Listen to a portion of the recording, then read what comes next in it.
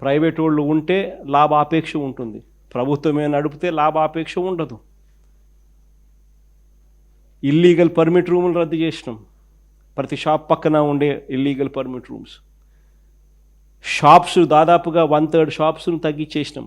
ప్రతి షాప్లోకి డిస్టరీ నుంచి మొదలు పెడితే, కంపెనీ లిక్కర్ డిస్టరీ నుంచి మొదలు పెడితే ఒక క్వాలిటీ చెక్ అయిపోయిన తర్వాత ఆ బాటిళ్ళ మీద QR కోడ్ ఉండేది.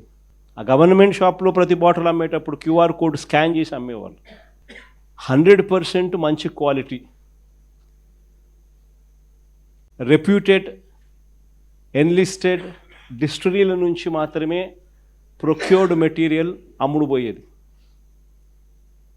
గవర్నమెంట్ షాపుల్లో నుంచి అది కూడా అమ్మే పరిస్థితి ఉండేది.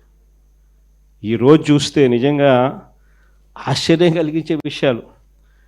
ఒకసారి చూస్తే ఒక మాఫియా తరహాలో టోటల్గా గవర్నమెంట్ దుకాణాలన్నీ పూర్తిగా తీసేసినారు. చంద్రబాబు నాయుడు ఆయనకు సంబంధించిన మాఫియాకు సంబంధించిన ప్రైవేట్ దుకాణాలను పిక్చర్లోకి తీసుకొచ్చేసినారు.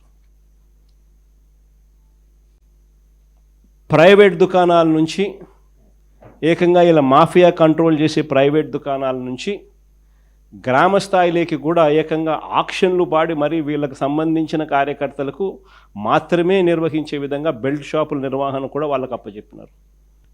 వీళ్ళందరికీ మళ్ళీ ప్రొటెక్షన్ పోలీసులు ఇచ్చేట్టుగా బెల్ట్ షాపులకు ఆక్షన్లు వాడి డబ్బులు వసూలు చేసి ఎమ్మెల్యే ఇంత, పోలీసులు ఇంత, పైన పెద్దబాబుకు చిన్నబాబుకి ఇంత అని చెప్పి ఒక పద్ధతి ప్రకారం డిస్ట్రిబ్యూషన్ నెట్వర్క్ను మొత్తం కంట్రోల్లోకి తీసుకున్నారు.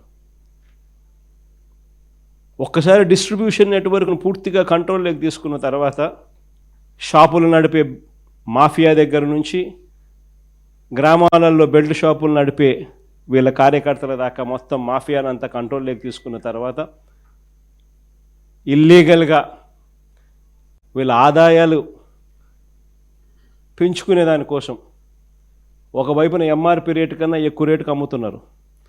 అది ఇల్లీగల్ పర్మిట్ రూములలో పక్కనే ఇల్లీగల్ పర్మిట్ రూములు తెరిచి పెగ్గుల రూపకంలో మందు పోస్తూ అమ్మడం అయితేనేమి, గ్రామాలలో బెల్ట్ షాపులు ఈ రేటుకు కొనుక్కున్న తర్వాత ఆ రేటుకి 20 రూపాయలు, 30 రూపాయలు, 10 రూపాయలు ఎక్కువ వేసి మళ్ళీ దాన్ని వాళ్ళు అమ్ముకునే పరిస్థితి అయితేనేమి కళ్ళ ముందర కనిపిస్తూ ఉంది.